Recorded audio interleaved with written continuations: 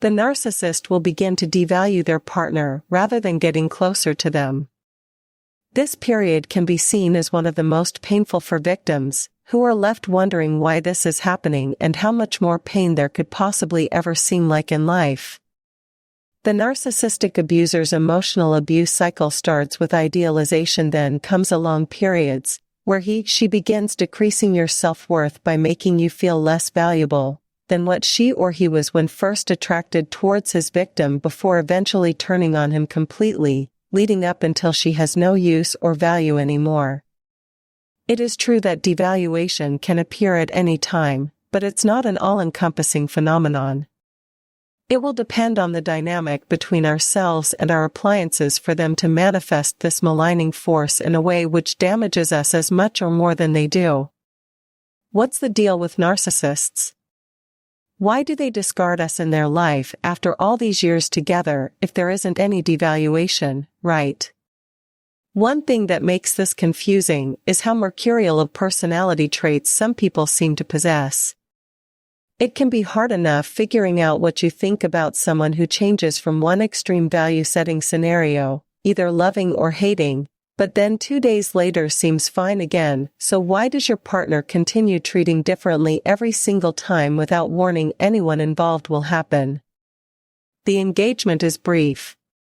We either engage with the tertiary source once, for a short time and never again, or we repeat our efforts, but it's only ever going to last minutes at most, in order not give up on them completely, because there might be some worth in what they have offered so far after all, which means that if you see fit enough one day, or any time, please let me know how things went. It's possible that the bartender was forgetful or a little overwhelmed. It doesn't really matter why they did it, though. What matters is how you react when someone forgetting about your needs treats them as if they were happening to somebody else instead of remembering who has paid their tab. If there are any other emotions at play here, such anger for instance, then those will also need attention from us now, so keep an eye out too, because this could just be expedient responding again without fully thinking through all consequences first, which would lead into blaming. The easiest way to gain negative fuel from people is by pouring scorn on the homeless and restaurant staff. This not only attracts their attention, but also admiration or laughter among friends when you do it in public places like bars and restaurants, where they will see what's happening with your back turned towards them, non-intimate secondary sources.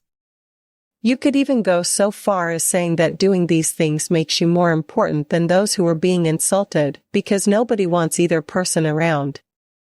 The upside here? Allowing ourselves devalued allows us greater freedom of speech, while still retaining our humanity. After all, anyone deserves a central place at.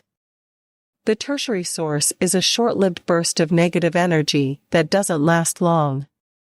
It's not very powerful, and you get less benefit from it than other sources would give, but at least this one provides some fuel for your fire. We can see that the tertiary source is becoming more and less engaged with us over time as they are not bound to our code. The tertiary source will be less inclined to engage us if they provide negative fuel and back off. However, when we continue provoking them or reject their challenge by telling ourselves that we are superior than these people in order to put them into place, then yes, they'll come at you again with another round of attacks for good measure, because let's face it, this world couldn't exist without conflict resolution between equally matched parties. It is natural to want our own sources make us look good in front of other competitors.